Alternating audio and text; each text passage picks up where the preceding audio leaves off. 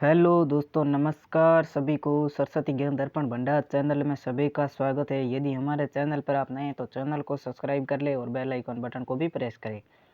चलिए दोस्तों, आज हम जो पढ़ेंगे वेरी इंपॉर्टेंट टॉपिक है, वो पढ़ेंगे राजस्थान के भौतिक प्रदेश। यानी राजस्थान के भौतिक प्रदेश मतलब राजस्थान के भौतिक प्रदेशों को कितने भागों में बांटा गया है वो सब कुछ पढ़ेंगे। राजस्थान के भौतिक प्रदेश में कितने क्षेत्रफल में फैला हुआ है वो भी पढ़ेंगे। जो भौतिक प्रदेश से जितने भी MCQ प्रश्न यानी टॉप प्रश्न बनते हैं उसके बारे में पढ़ेंगे और वाक्य सहित ही पढ़ेंगे।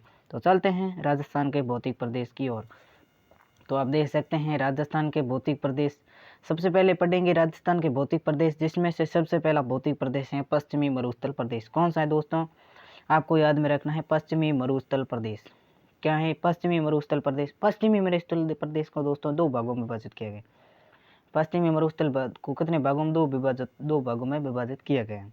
सबसे पहला है वो शुष्क मरुस्थल प्रदेश, दूसरा है पहला हो गया अर्ध शुष्क यार दूसरा हो गया अर्ध शुष्क, और पहला शुष्क मरुस्थल और दूसरा अर्ध शुष्क मरुस्थल। इसके बाद में दोस्तों हम पढ़ेंगे इसमें भी शुष्क और अर्ध शुष्क मरुस्थल में जो पढ़ेंगे बालू का स्तूप क्षेत्र कौन कौन से है। तो शुष्क मरुस्थल में हम क्या क्या पढ़ेंगे? बालू का स्तूप युक्त क्षेत्र उसमें पढ़ेंगे, और दूसरा जो हम पढ़ेंगे वो पढ़ेंगे बालू स्तूप क्षेत्र मुक्त क्षेत्र कौन कौन से है, जो बालू से मुक्त क्षेत्र उसके बारे में पढ़ेंगे। इसमें भी वेरी इंपॉर्टेंट जो रेंग है, हामदा है, लाठी सीरीज है, उसके बारे में वेरी इंपॉर्टेंट बात करेंगे। तो चलते हैं दोस्तों सबसे पहले शुष्क मरुस्थल की ओर से और देखते हैं आज का वीडियो। सबसे पहले हमारे चैनल पर नए हैं तो चैनल को सब्सक्राइब करें और लाइक करें, वीडियो को शेयर करें। चलते दोस्तों आगे की ओर। सबसे पहले देखते हैं, एक तो हो गया अर्ध शोषक और दूसरा है, पहला हो गया शोषक मरुस्थल और दूसरा हो गया अर्ध शोषक। अर्ध शोषक मरुस्थल में कौन कौन से पढ़ेंगे? अर्ध शोषक मरुस्थल यानी उसमें पढ़ेंगे गग्गर बेसिन, शेखावाटी बेसिन, नागौर उच्च भूमि, लूणी बेसिन। अब इसके बारे में सब कुछ व्याख्या पढ़ेंगे कि गग्गर बेसिन कौन सा क्षेत्र आता है, शेखावाटी मतलब शेखावाटी का बेसिन को कौन सा क्षेत्र आता है, उसमें कौन कौन से राज्य आते हैं, उसके बारे में सब कुछ इसमें डिटेल से वीडियो में चर्चा करेंगे।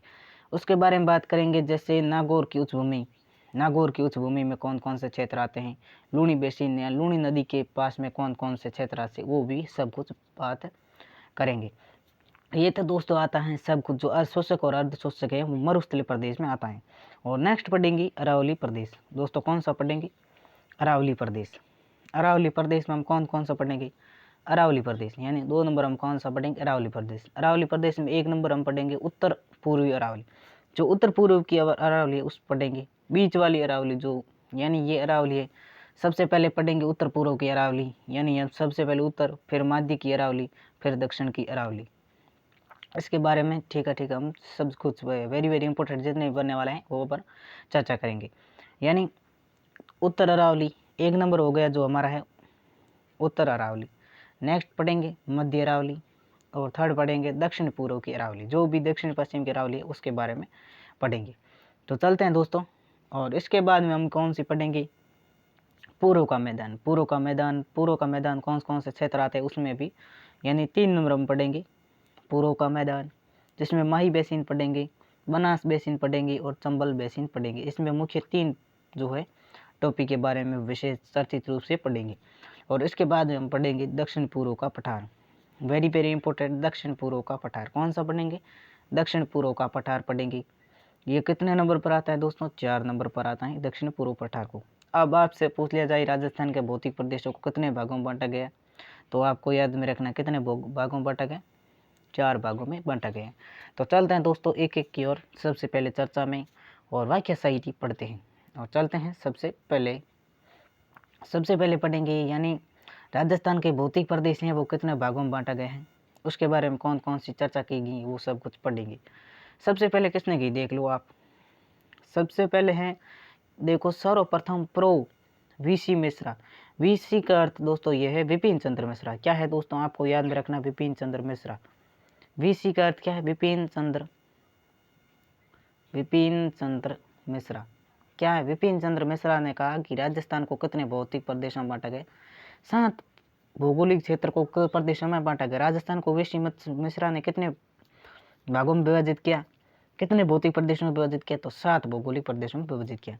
जो उसकी पुस्तक है आपको याद में रखना, वेरी वेरी इंपॉर्टेंट पुस्तक है, राजस्थान का भूगोल। उस पुस्तक में वीसी मिश्रा ने 7 भागों में विभाजित किया, और 7 भागों में सर्वप्रथम जो राजस्थान का भौतिक विभाजन किया था वो किसने किया था? प्रो वीसी मिश्रा ने। दूसरा जो कथन दिया था, दूसरी बार किसने किया था? तो आप देख सकते हैं दूसरी बार एस के सेन ने 1968 ईस्वी में जलवायु के आधार जो भौतिक प्रदेशों कितने भागों में विभाजित किया? 3। तो वीसी मिश्रा ने कितने प्रकार के, यानी 7 प्रदेश वीसी मिश्रा के अनुसार, और एस के जो सेन है उसने 3 प्रकार के भागों में भौतिक प्रदेशों में विभाजित किया था। और तीसरी बार भौतिक विभाजन हुआ था जो किसने किया था आपको पता होगा? प्रो रामलोचन सिंह ने 1971 ईस्वी में प्रयास किया था। जो राजस्थान के कितने भौतिक प्रदेशों में बांटा गया? 2 भौतिक भागों में बांटा गया। और उसके बाद नेक्स्ट है, देख लो कि राजस्थान को साहित्य शब्दावली के आधार पर भौगोलिक 3 भागों में बांटा गया। तो आपको पूछ ले राजस्थान को साहित्य शब्दावली के आधार पर जो राजस्थान का भौतिक प्रदेश विभाजन कितने प्रकार किया गया? 3 है।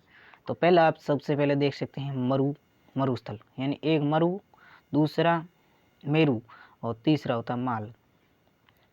तो आपको याद में रखना है राजस्थान को साहित्य शब्दावली के आधार पर कितने भागों में विभाजित किया गया? 3। कौन कौन सा है आपको याद में रखना? मरु, मेरू और माल, तीनों ही वेरी वेरी इंपॉर्टेंट है। मरु कौन से क्षेत्र में आता है? मरुस्थल क्षेत्र में। और ये आता अरावली क्षेत्र में। किस में आता है? अरावली में, आपको याद में रखना है ये अरावली में आता है। और ये उपजाऊ भूमि है हड़ौती क्षेत्र में। हड़ौती कौन से आती है? कोटा, बूंदी, बारा, हड़ौती क्षेत्र है, इसमें आता है माल। तो पढ़ते हैं सबसे पहले व्याख्या सहित पहले भौतिक प्रदेश की ओर। ऐसे पहले थोड़ी बहुत और चर्चा करते हैं कि राजस्थान को कितने भौतिक प्रदेशों में बांटा गया? तो आपको याद में रखना 4 भौतिक प्रदेशों में बांटा गया। और भारत को कितने भौतिक प्रदेशों में बांटा गया? तो वेरी वेरी इंपॉर्टेंट है, 6 भौतिक प्रदेशों में। भारत को कितने भौतिक प्रदेशों में बांटा गया? 6 भौतिक प्रदेशों में बांटा गया। और राजस्थान को भौतिक प्रदेश है वो 4 भौतिक प्रदेशों में बांटा गया है। और राजस्थान का भूभाग स्वरूप भौगोलिक हलचलों और आच्छादन एवं जो जल प्रवाही प्रणाली के मिले जुले का प्रभाव का परिणाम है। राजस्थान को 4 भौतिक प्रदेशों में बांटा गया, जिसका आप देख सकते हैं कि राजस्थान को 4 भौतिक प्रदेश बांटा गया है, जिसका मुख्य आधार है ऊंचाई एवं जलवायु के आधार पर बांटा गया है। तो अब सीधे हम चलते हैं मेन टॉपिक के पर। और मेन टॉपिक हमारा कौन सा है? सबसे पहले वाक्य सहित पढ़ते हैं थार के मरुस्थल को। तो थार के मरुस्थल, उससे पहले और भी वेरी वेरी इंपॉर्टेंट जो क्वेश्चन बनते हैं उसके बारे में चर्चा और करेंगे कि जो ईश्वरी प्रसाद ने कहा कि ईश्वरी प्रसाद ने इसे क्या कहा? रुक्ष कहा है। किसको कहा है? थार के मरुस्थल को रुक्ष कहा है। वेनसांग ने इसे गुजरात प्रदेश कहा है। विस्तार 2 राज्यों में है। थार के मरुस्थल का कितने बार राज्यों में विभाजित है? 2 राज्यों में जो है विस्तार है। 2 राज्य कौन कौन से हैं? भारत और पाकिस्तान के राज्यों में। तो भारत में थार के मरुस्थल को क्या कहा जाता है? पश्चिमी मरुस्थल को कहा जाता है थार का मरुस्थल। और पाकिस्तान में कहा जाता है चोलिस्तान या थाल। और पढ़ते हैं आगे, और आगे पढ़ते हैं तो देख सकते हैं आप कि जो इसका थार के मरुस्थल का कुल क्षेत्रफल है 2,33,000 है। कितना है? वेरी वेरी इंपॉर्टेंट, कई बार प्रश्न में ये परीक्षा में पूछ लिया गया है कि थार का मरुस्थल का कुल है वो क्षेत्रफल कितना है, कितना वर्ग किलोमीटर में फैला हुआ? आपको याद में रख 2,33,000। लेकिन आपको राजस्थान में बोले कि राजस्थान में कितने वर्ग किलोमीटर में फैला, तो 1,75,000 वर्ग किलोमीटर में फैला हुआ। वेरी वेरी इंपॉर्टेंट क्वेश्चन यहाँ से बनता है कि राजस्थान में कितना है और भारत में कुल कितना है। जो थार का मरुस्थल कुल पूछ ले 2,33,000, और राजस्थान में कुल पूछ ले तो राजस्थान 1,75,000 वर्ग किलोमीटर में फैला हुआ है। और इसके बाद में और चर्चा करते हैं तो भारत के 4 राज्यों में विस्तृत हैं। जो थार का मरुस्थल है भारत के कितने राज्यों में विकसित है? 4 राज्यों में। वेरी वेरी इंपॉर्टेंट, कितने राज्यों में विकसित है? 4 राज्यों में विकसित हैं। जो पंजाब हो गया, राजस्थान हो गया, हरियाणा हो गया और गुजरात हो गया। भारत के जो राज्य हैं वो 4 राज्यों में विस्तृत हैं थार का मरुस्थल, पंजाब, हरियाणा, राजस्थान, गुजरात। और इसके बाद में पढ़ते हैं उत्तर पश्चिमी मरुस्थल की विशेषता। क्या क्या विशेषता है वो सब कुछ हम पढ़ेंगे। उत्तर पश्चिमी यानी हम पढ़ रहे हैं थार के मरुस्थल को। थार के मरुस्थल की क्या क्या विशेषता है वो हम पढ़ रहे हैं। तो जो थार का मरुस्थल है वो अरावली के पश्चिम में कितने प्रतिशत भूभाग में फैला हुआ? 58% भूभाग पर फैला हुआ है। जो राजस्थान में कुल मरुस्थल कितना है? तो आपको वेरी वेरी इंपॉर्टेंट ये कई बार पूछ लिया है कि राजस्थान में कुल मरुस्थल कितना % भूभाग पर है, तो आपको याद में रखना 61% कितने भूभाग में फैला हुआ है, 61%। यानी आप ऐसे भी लिख सकते हैं कि 61.11% भूभाग में राजस्थान में ये फैला हुआ है थार का मरुस्थल। और इसके बाद विस्तृत की और भी बात करेंगे। चलते हैं नेक्स्ट हमारा जो आता है अर्धशोषक।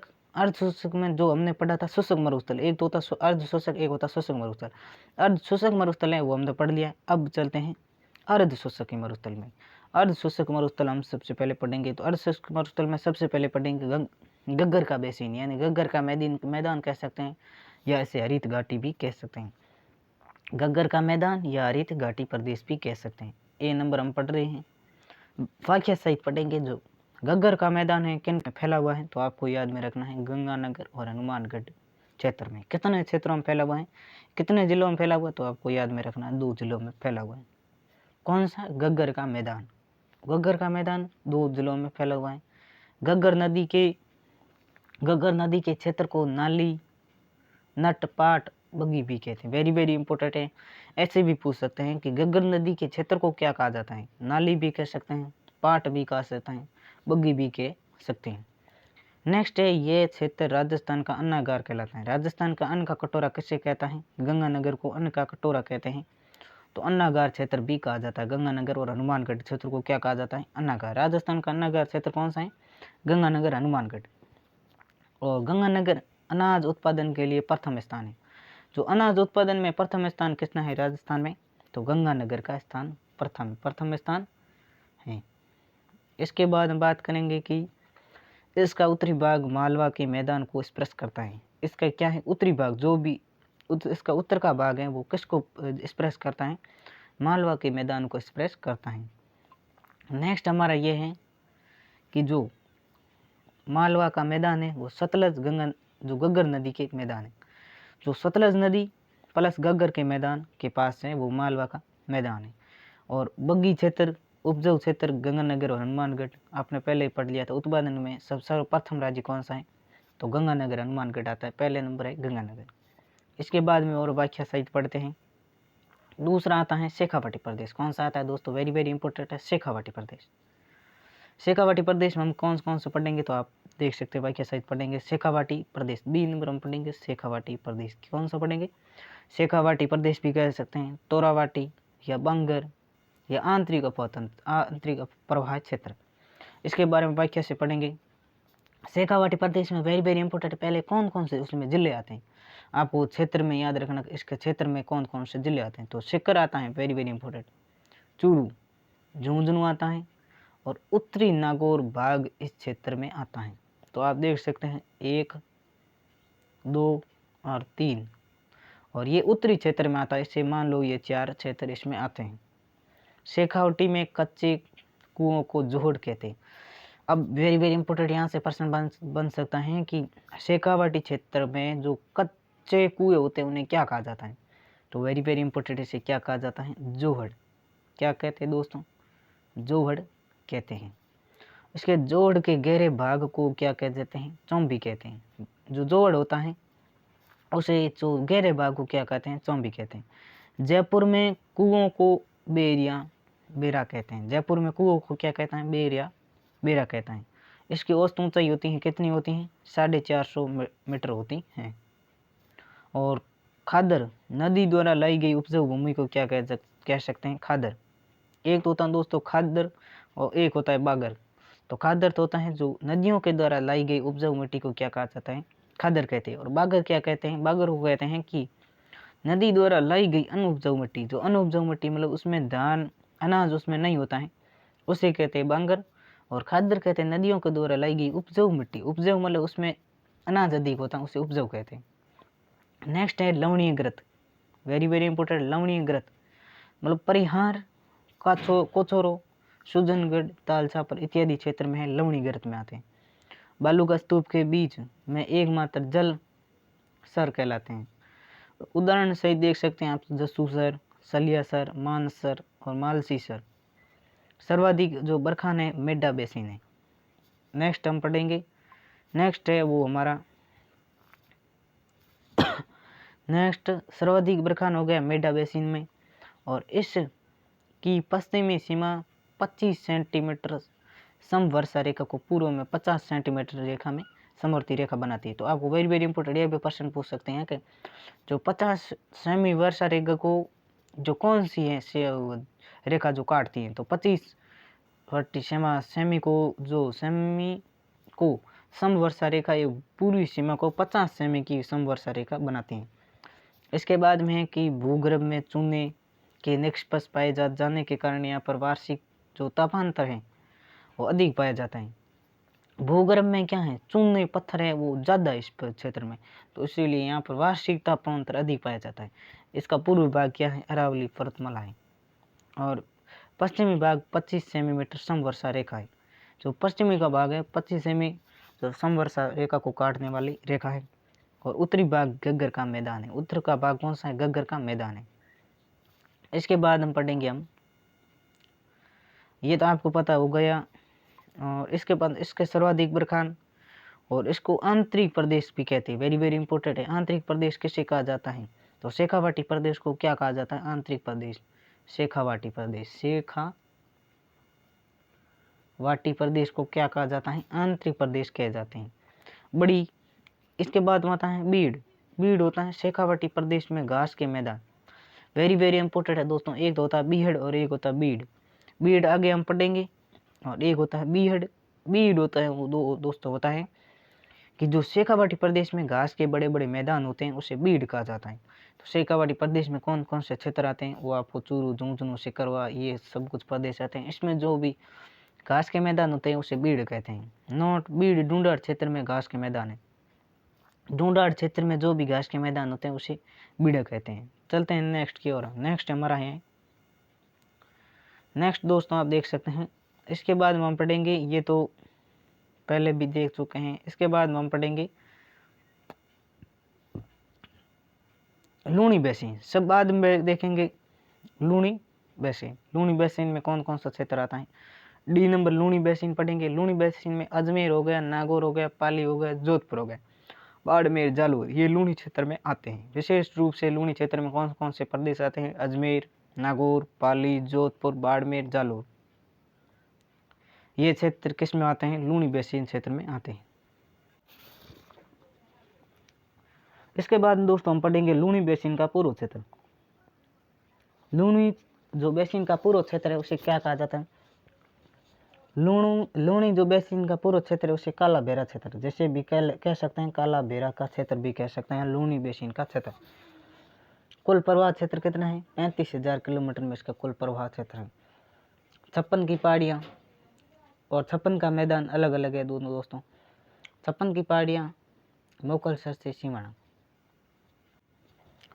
आपने देखा होगा कि 56 की पहाड़ियाँ वेरी वेरी इंपॉर्टेंट बनता प्रश्न यहाँ से बनता है कि 56 की पहाड़ियाँ कहाँ पर स्थित हैं, तो आपको याद में रखना है कि जो मोकलसर से सिवाना ये जो है इसमें बाड़मेर में है, वो 56 की पहाड़ियाँ स्थित हैं।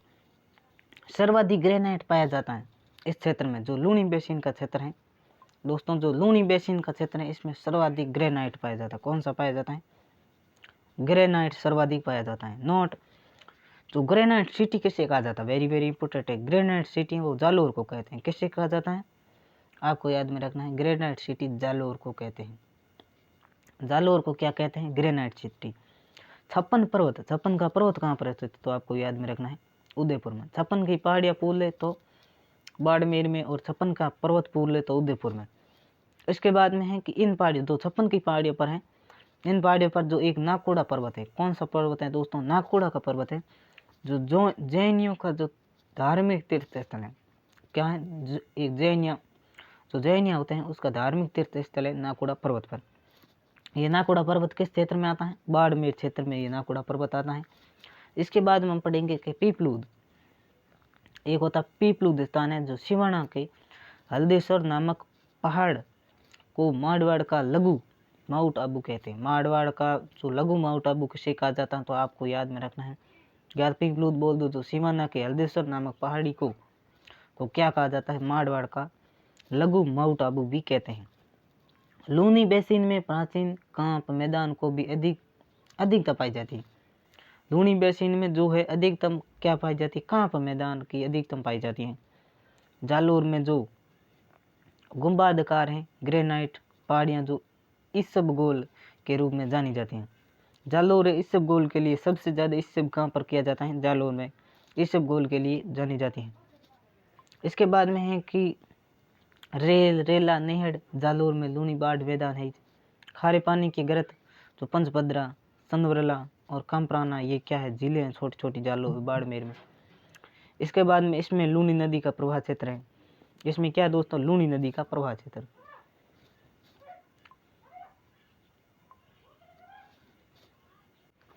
और इसके बारे में हम बात कर ली हैं और इसमें पढ़ेंगे और हैं लूनी बेसिन क्षेत्र में क्या क्या होता है। जो इसमें लूनी नदी का प्रवाह क्षेत्र है। लूनी नदी का प्रवाह क्षेत्र बाड़मेर हो गया, ये लूनी क्षेत्र जिसमें भी निकलती है लूनी नदी वो प्रवाह क्षेत्र है, इसमें आता है लूनी बेसिन में। इसके पढ़ेंगे इसके अंतर्गत 56 की पहाड़ियाँ। 56 की पहाड़ियाँ कहाँ पर स्थित है? बाड़मेर में। कहाँ पर स्थित है दोस्तों? बाड़मेर में 56 की पहाड़ियाँ स्थित हैं।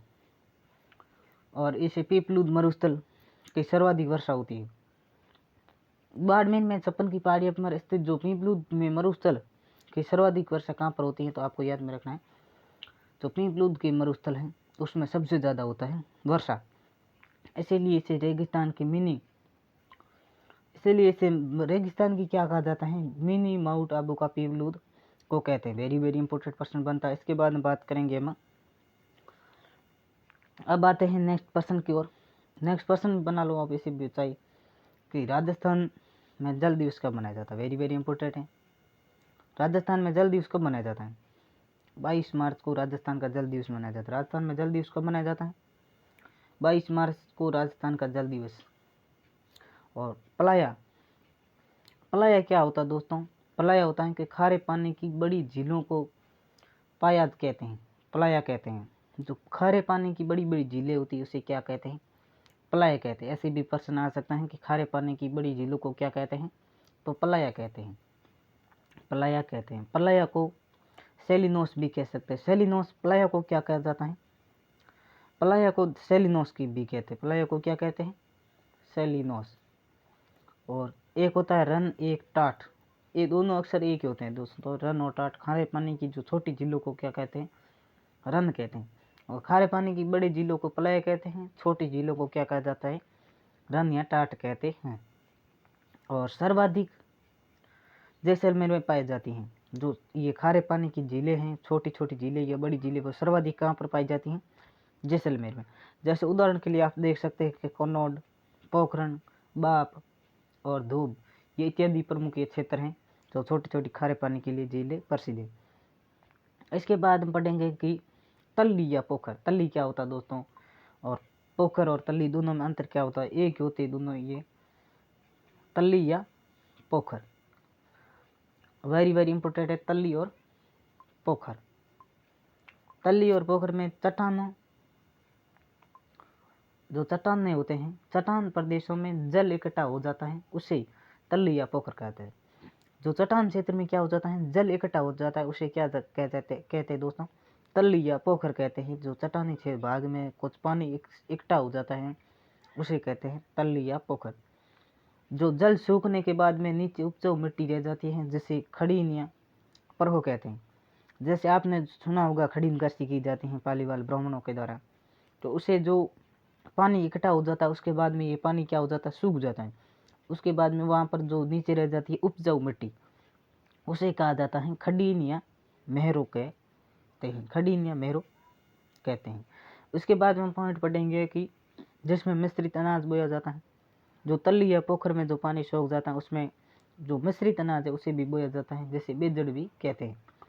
खड़ीन कृषि पालीवाल ब्राह्मणों द्वारा विकसित है। वेरी वेरी इंपॉर्टेंट यहाँ से बन जाता है। और जो खड़ीन कृषि हैं किसके द्वारा विकसित में की गई हैं? पालीवाल ब्राह्मणों के द्वारा खड़ीन कृषियाँ विकसित की गई हैं।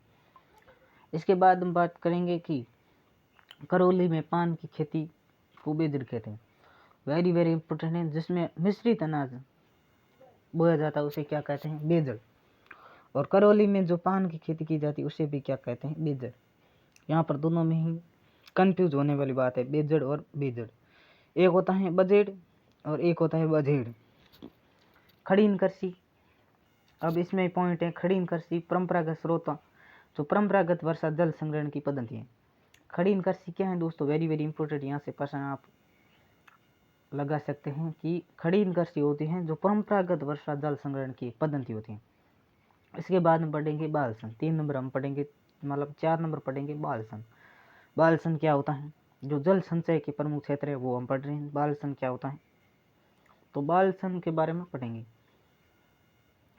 बाल सन क्या होता है, पर्वतों के मध्य जल इकट्ठा हो जाता है, पर्वतों के जो मध्य जल इकट्ठा हो जाता है और उसे बाल सन कहा जाता है। जो बड़े बड़े पर्वत होते हैं उससे पर्वतों से नीचे ढलकर जो पानी इकट्ठा हो जाता है उसे क्या कहते हैं, बाल सन।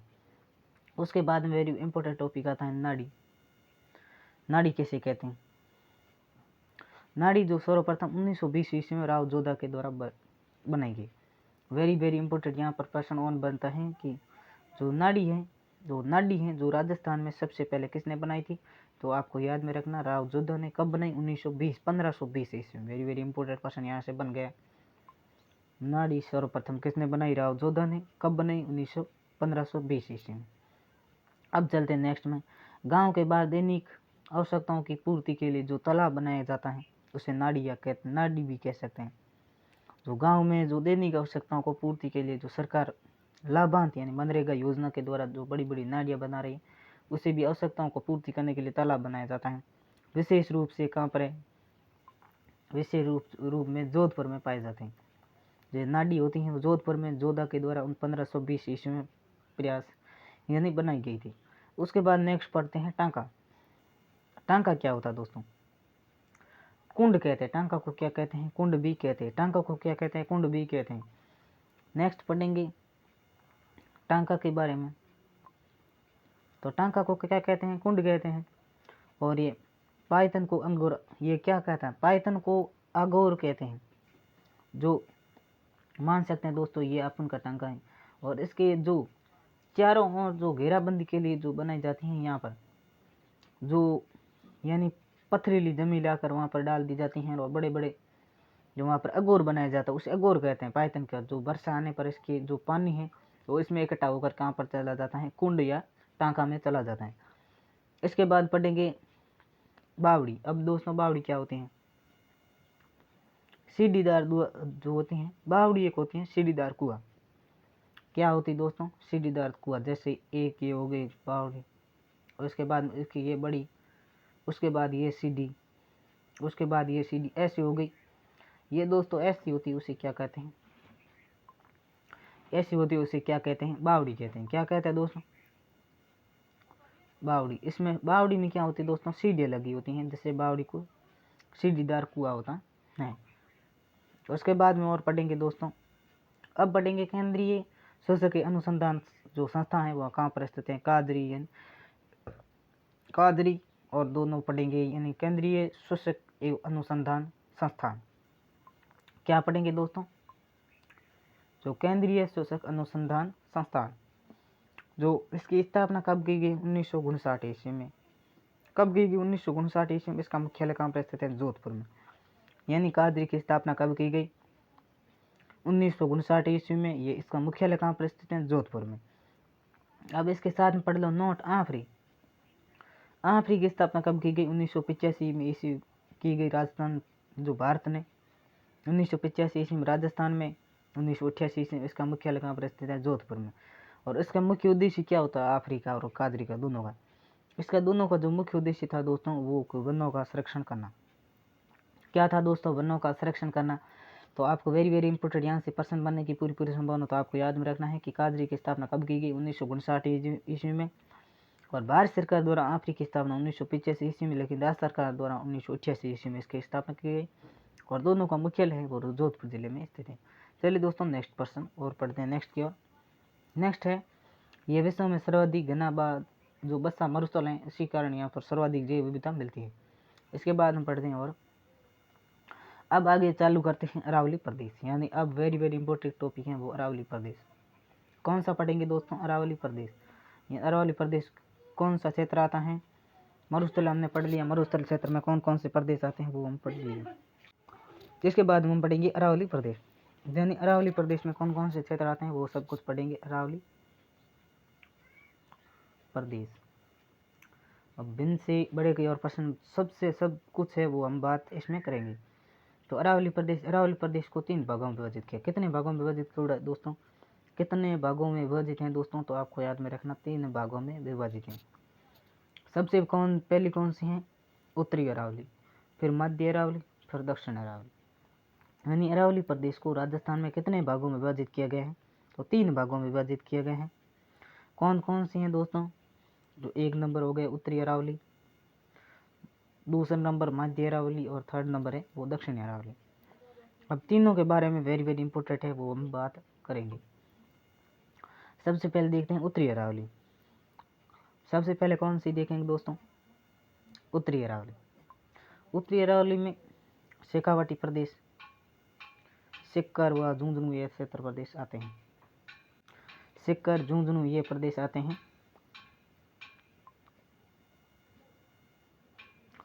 और उत्तरी अरावली को 2 भागों में विभाजित किया गया। जैसे शेखावाटी प्रदेश, सिक्कर और झुंझुनू आते हैं।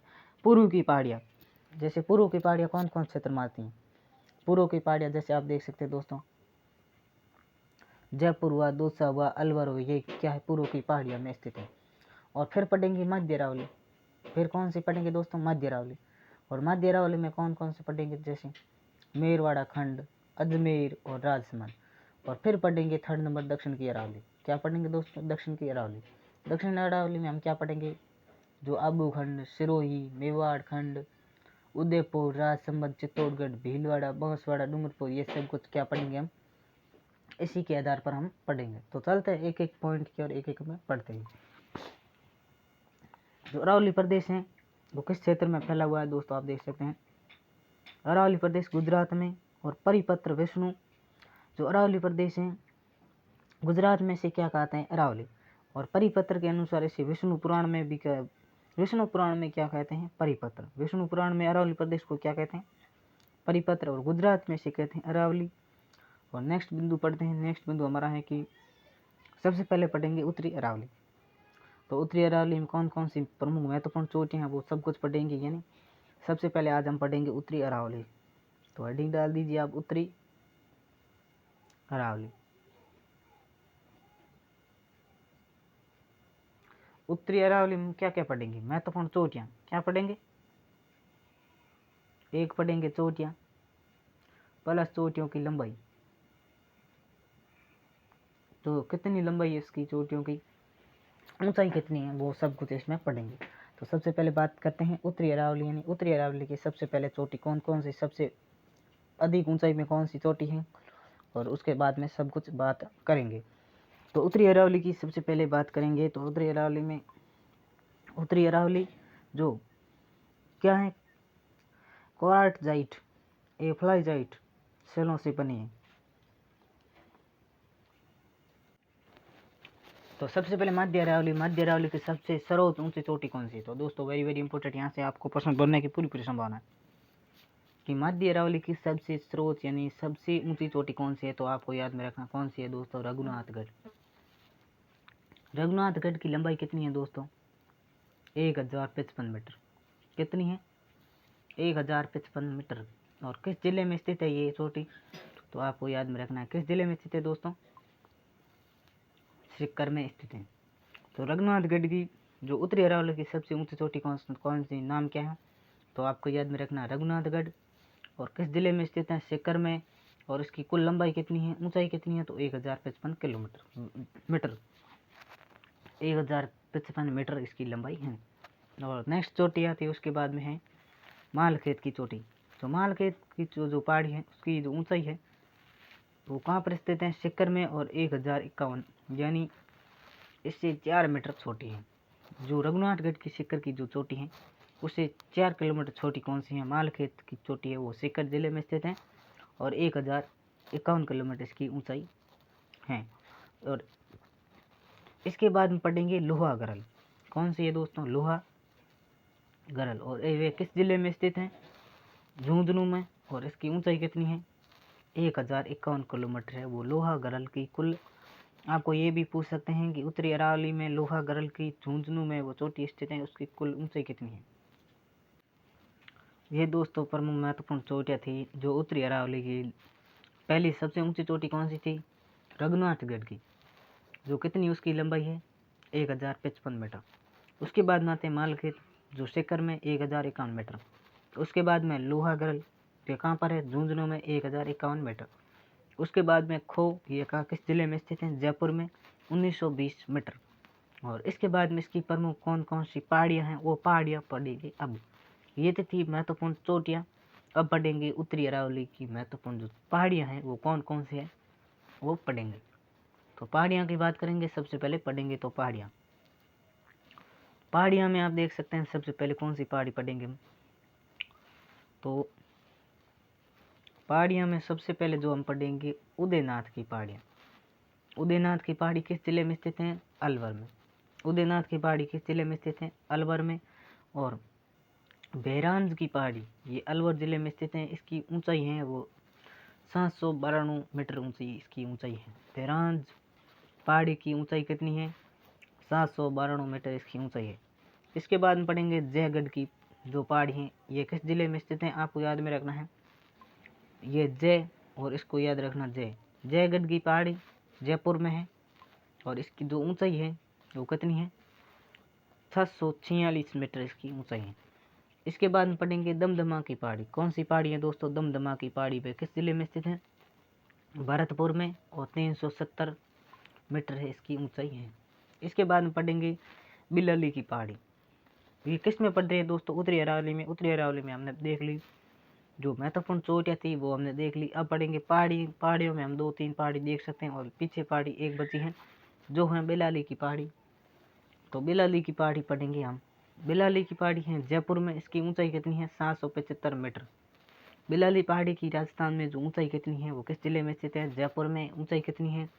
तो 775 मीटर। चलते हैं नेक्स्ट की ओर। नेक्स्ट हमारा है मध्य अरावली। अब पढ़ेंगे दोस्तों मध्य अरावली की ओर। मध्य अरावली, तो मध्य अरावली में हम कौन कौन सी पढ़ेंगे? मध्य अरावली, मध्य अरावली में मेन कौन कौन सी चोटियाँ हैं वो भी पढ़ेंगे। सर्वोच्च चोटी कौन सी है? मोरारजी। किस जिले में स्थित है? अजमेर में। और ऊंचाई कितनी है? 933 मीटर।